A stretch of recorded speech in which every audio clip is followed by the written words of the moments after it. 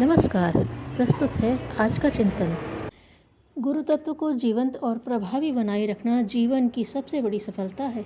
जो इतना नहीं कर पाते उनकी नाव बिना पतवार एवं बिना डांड के रहने पर प्रवाह में बहती और लहरों के साथ अनिश्चित दिशा में भटकती रहती है।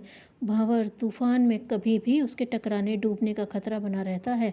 बुद्धिमत्ता इस संदर्भ में सतर्क रहती है और गुरु तत्व का आश्रय अपनाने, अवलंबन पकड़ने और श्रद्धा की सघनता में उसे सींचने में प्रमाद नहीं बरतती। गुरु पूर्णिमा पर्व इसी प्रयोजन के लिए है। इस अवसर पर समीक्षा करने का अवसर मिलता है कि विवेक और अनुशासन के रूप में सद्गुरु का अनुग्रह कितना प्राप्त है, कितना नहीं। गुरु तत्व की अभ्यर्थना एक ही हो सकती है, श्रद्धा की अभिव्यक्ति। इसी को श्रद्धांजलि भी कहते हैं। श्रद्धांजलि का प्रत्यक्ष रूप है परमार्थ प्रयोजनों के लिए उदार अनुदान। इसी आधार पर कृपणता के अवरोध को हटाने, हल्का करने की बात बनती है। व्यवहार में ऐसा कुछ न हो, मात्र वाचालता और नाटकीयता से काम चलाया जाता रहे तो थोड़ी विडंबना ही पल्ले पड़ती है। इतने भर से किसी प्रयोजन की पूर्ति नहीं होती। गुरु कृपा की भगवत कृपा से तुलना की गई है। उसे प्राप्त करने का मूल्य तो चुकाना ही पड़ता है। गुरु पूर्णिमा पर कोई शिष्य कृपणता नहीं बरतता। श्रद्धा को सींचने के लिए किसी न किसी रूप में अपने अनुदान प्रस्तुत करता है ताकि उसके उदार एवं उदात्त व्यवहार पर नई धार रखी जा सके और नई तेजी लाई जा सके। इस समय देवत्व की प्रतिष्ठा का सवाल है। हमें पूज्य गुरुदेव के शिष्य होने की सार्थकता इन्हीं क्षणों में, इन्हीं दिनों सिद्ध करनी होगी ताकि निराशा को आशा में बदला जा सके। कोई आगे नहीं चलेगा तो पीछे वालों का साहस कैसे जागेगा। लाभ हानि सोचने का समय नहीं है। शूरवीरों की साहसिकता को अपनाकर ही हमें वह करने का अवसर मिलेगा जो अभीष्ट, आवश्यक, उपयुक्त है।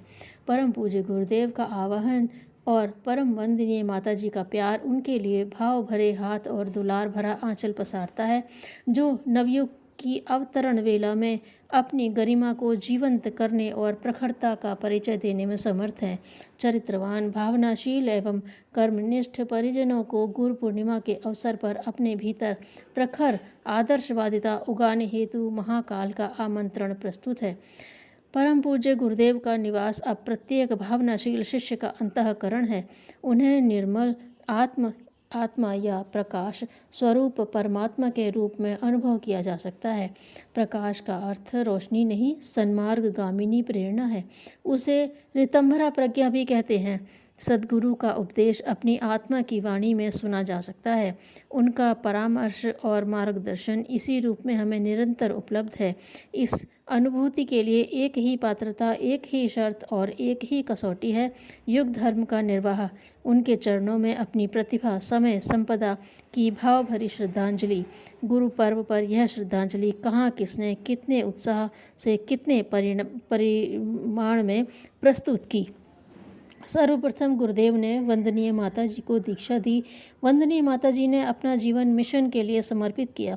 तत्पश्चात अनेक जीवनदानी, समयदानी, पूज्यवर के कार्य के लिए समर्पित परिजनों ने दीक्षा ली और इस प्रकार मिशन का ढांचा तैयार होता चला गया। वरिष्ठ प्रज्ञा पुत्रों एवं प्रज्ञा परिजनों के संबंध में पूज्य गुरुदेव निरंतर लिखते रहे हैं कि वे अपने को देव मानव समझें और अनुभव करें कि यह जन्म उन्हें संपदा और विलासिता के व्यामोह में डूबे रहने के लिए नहीं मिला है। नियति का निर्धारण यह है कि वे युग की समस्याओं को सुलझाने के लिए भीम, अर्जुन, हनुमान, अंगद और नल नील की भांति असंभव को संभव बनाने वाले कार्य करके दिखाएं। उन्हें इस आपत्ति काल में लालसा, लिप्सा, तृष्णा, वासना और अहमन्यता की महत्वाकांक्षाएं पूरी करने की छूट नहीं है। सफलता असफलता का, लाभ हानि का विचार किए बिना उन्हें कार्य करना है। महाभारत विजय की तरह पांडवों की जीत निश्चित है। इस संघर्ष में पीछे हटकर अपयश ही कमाया जा सकता है, अपना लोक परलोक बिगाड़ा जा सकता है। परम पूज्य गुरुदेव चाहते हैं कि हम गृहस्थ ब्राह्मणों को विरक्त संतों की तरह लोकमानस के परिष्कार में घर घर अलग जगाने में, दुष्वृत्ति उन्मूलन हेतु विचार क्रांति करने और प्रवृत्ति संवर्धन के पुण्य परमार्थ में अपनी विभूतियों और प्रतिभाओं को नियोजित करें। उनका आश्वासन है कि वे हमारी सांसारिक कठिनाइयों, समस्याओं, चिंताओं और आवश्यकताओं को पूरा करने के लिए वे पहले की अपेक्षा अधिक प्रयास करते रहेंगे, क्योंकि उनकी पूंजी और सामर्थ्य बहुत अधिक है। वे लिखते रहे हैं कि वे हमारे परिवार को सुखी समुन्नत बनाने में माताजी सहित पूरी तत्परता के साथ संलग्न रहेंगे। जो कुछ किया जाना संभव है उसमें रत्ती भर भी कमी न रखेंगे। प्रत्येक परिजन को उज्जवल भविष्य के निर्माण में उनके परिपूर्ण मार्गदर्शन और योगदान की आशा रखनी चाहिए। हर बाप चाहता है कि उसका बेटा उसकी अपेक्षा अधिक बड़ा आदमी बने। हर माँ चाहती है कि उसकी बेटी उसकी तुलना में अधिक सुखी रहे। गुरुदेव माताजी की आंतरिक भावना भी यही है कि प्रज्ञापुत्रों को वह सुयोग मिले जिसके आधार पर वे महामानवों में गिने जा सकने की स्थिति तक पहुँचें और इतिहास के पृष्ठों पर अपने अंतिम चिन्ह छोड़ जाएं। पूज्य गुरुदेव लिखते रहे हैं कि एक चीज़ उनके मन में है, उसे लेने वाला कोई हो ऐसा जी ललचाता रहता है। गाय थनों में दूध भरे फिरती है और उन्हें खाली करने के लिए बच्चे को रम्हा रम्हा कर पुकारती है। उनके पास भी बहुत कुछ ऐसा है जो बहुत उच्च स्तरीय है।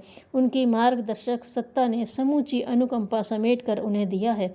वे चाहते हैं कि सौभाग्यशाली जो पारसमणि उन्हें मिली है उसका लाभ परिजन भी उठाएं। यह अनुकंपा स्वाति बूंद की तरह बरसी है और नगण्य सी सीप के पेट में बहुमूल्य मोती उगाने में समर्थ हुई है। यह दैवी कृपा उन्हें नेतृत्व के रूप में जीवन यापन करने के अवसर के रूप में मिला है।